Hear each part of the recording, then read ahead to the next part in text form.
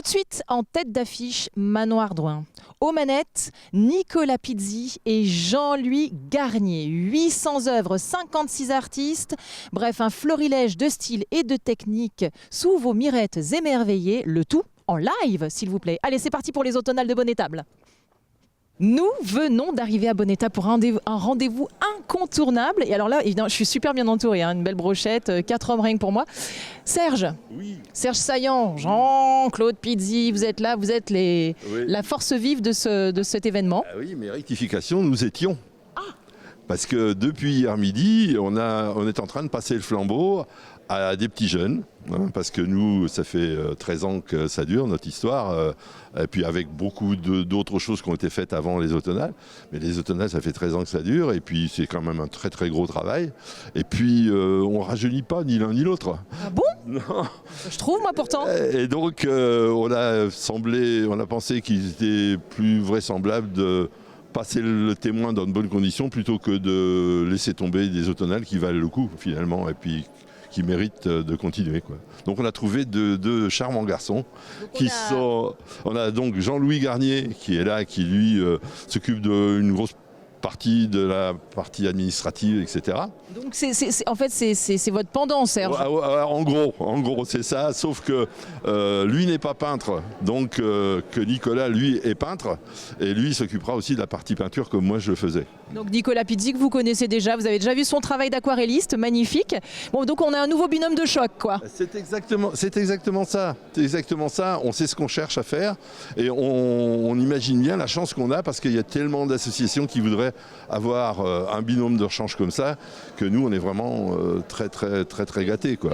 On va leur demander par contre, parce que je sens Jean-Louis qui est un petit peu... Jean-Louis, approchez-vous, je ne mords pas. Le micro ne mord pas. Alors Jean-Louis, est-ce qu'on est content de reprendre le flambeau? Ah bah oui, tout à fait, oui, je suis bien content. Oui, très content. C'est Nicolas qui s'occupe de l'histoire de la peinture. Oui, plus, oui.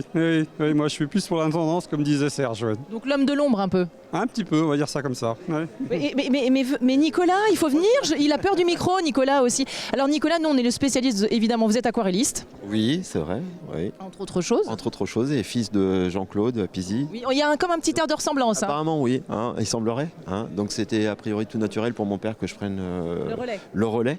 Hein, donc, puis de toute façon, a priori, je suis le seul candidat, donc il faut faire perdurer quand même cet événement-là, hein, qui a été initié donc, par Serge et puis mon père. Et c'est vrai qu'on a quand même pas mal de succès, on a des retours plutôt positifs, donc ça serait dommage que ça se perde. Voilà, exactement. Donc autant accepter le challenge. Hein. Je ne sais pas, la marche est haute, hein, donc on essaiera d'être à la hauteur de nos deux aïeux, illustres aïeux, parce que c'était quand même un duo d'artistes et puis de choc, un duo de choc, on peut le dire. Donc il va falloir être à la hauteur, hein, de l'événement. Mais on n'en doute pas un seul instant. Alors précisément, justement, messieurs, combien y a-t-il d'artistes cette année? Alors 56, et il y en a 53 qui participent vraiment au prix du public. Alors justement, on va rappeler un petit peu le principe des automnales, parce qu'il y a des gens qui ne le savent nécessairement pas. Alors le principe, les gens viennent peindre. C'est du live. Voilà, tout à fait. Donc ils peignent devant nous, c'est l'avantage par rapport à des expos où on ne voit pas les peintres peindre.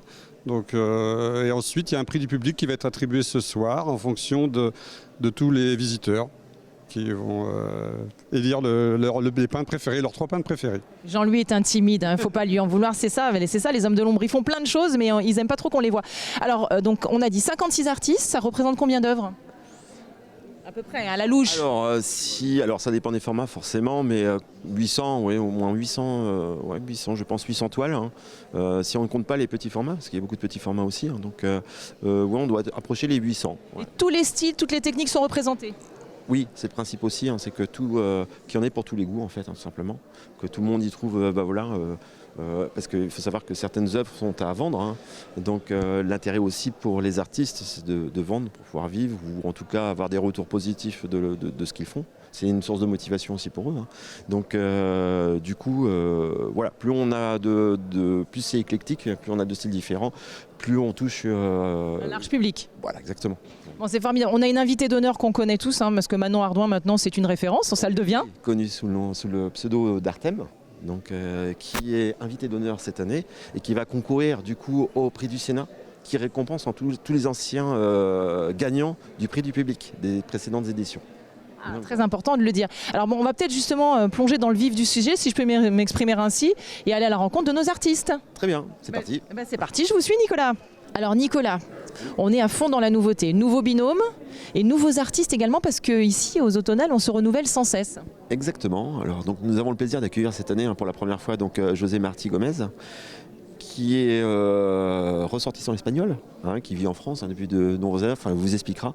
Voilà, donc content de le recevoir, qui fait de magnifiques choses, j'imagine, mais il va l'expliquer à l'acrylique ou à l'huile, je ne sais pas, il le dira. Elles sont saisissantes de réalisme. Bonjour José, ça va? Bonjour, ¿Qué ça tal? va? Bien. Molt bé.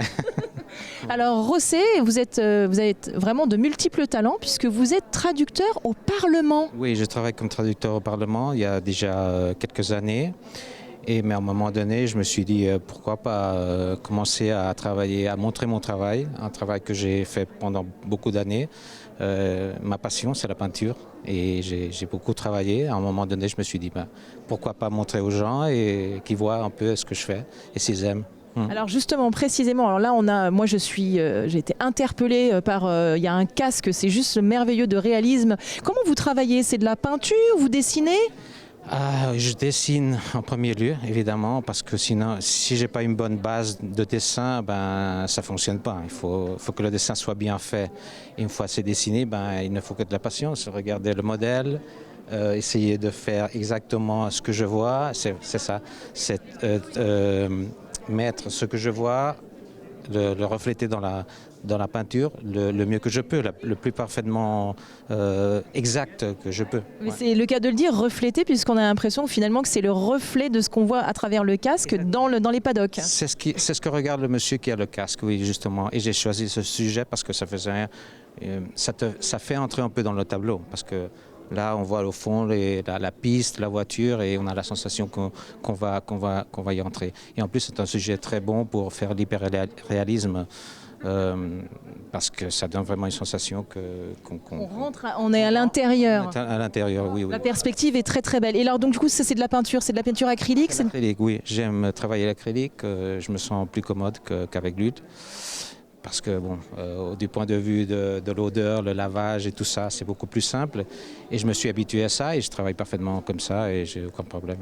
Et alors une œuvre comme celle-ci, par exemple, c'est un grand format, ça vous a pris combien de temps? Je ne peux pas dire vraiment, parce que ça dépend des jours que je travaille à la semaine. Donc je ne peux pas dire, je n'ai pas compté les heures, mais oui, ça m'a au moins 2 mois, j'étais avec ce tableau, oui. En tout cas, bravo, parce que vraiment le résultat est merveilleux et c'est saisissant de réalisme, effectivement, c'est très très beau. Merci beaucoup, José. Merci à vous, merci. Alors là, Nicolas, on part dans un tout autre univers. Oui, effectivement, puisqu'on est plus dans l'abstrait. Donc il s'agit de Malik Guélidreux, qui est une habituée, puisque ça fait quelques années qu'elle participe aux Automnales. Elle le dira mieux que moi. Combien de fois tu es venu au 4e année? Voilà, 4e année. Donc voilà, un style complètement différent. Et c'est ça ce qu'on recherche aussi dans les Automnales, c'est d'avoir quand même des styles complètement différents. Bon, fabuleux. Alors je vais aller m'adresser à Magali.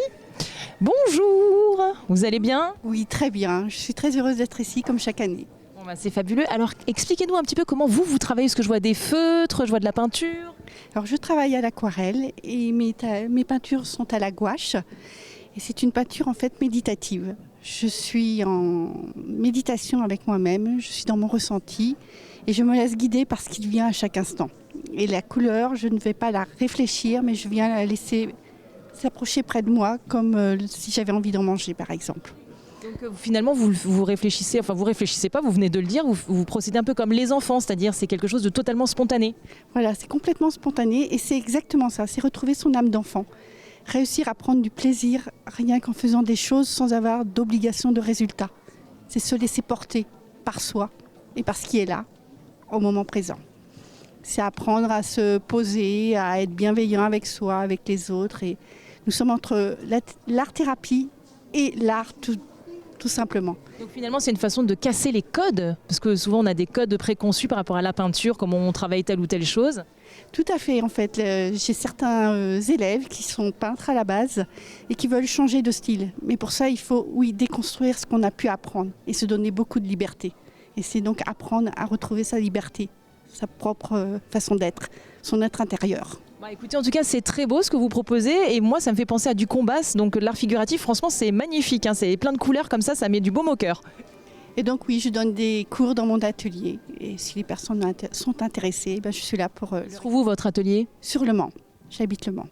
Très bien. Donc on tape Magali Dreux et on trouve. Vous pouvez prendre, ma fiche. Et oui, vous trouvez pas sous le nom de Magali Dreux, vous trouvez sous le nom de Gali. Très bien. Voilà. Je vous remercie beaucoup pour votre accueil et de s'être intéressé à ma peinture. Bah, écoutez, merci à vous pour ce témoignage très sympathique. Merci. On continue notre voyage pictural à nouveau dans un autre univers. Oui, alors l'univers de Magali Joly, qui porte très bien son nom d'ailleurs, et donc qui est en train d'exécuter une toile à l'aquarelle, je pense, ou à l'encre, plutôt à l'encre. Donc elle va vous expliquer un petit peu sa technique, un monde très floral. Bonjour Magali, ça va bien? Bonjour, ça va très bien, merci. On est aux automnales. Oui, alors racontez-nous un petit peu ce que vous faites. Alors moi j'ai un monde très floral avec les insectes et les petits animaux. Et le principe c'est de dessiner des fleurs et de mettre du baume au cœur dans une journée peinture.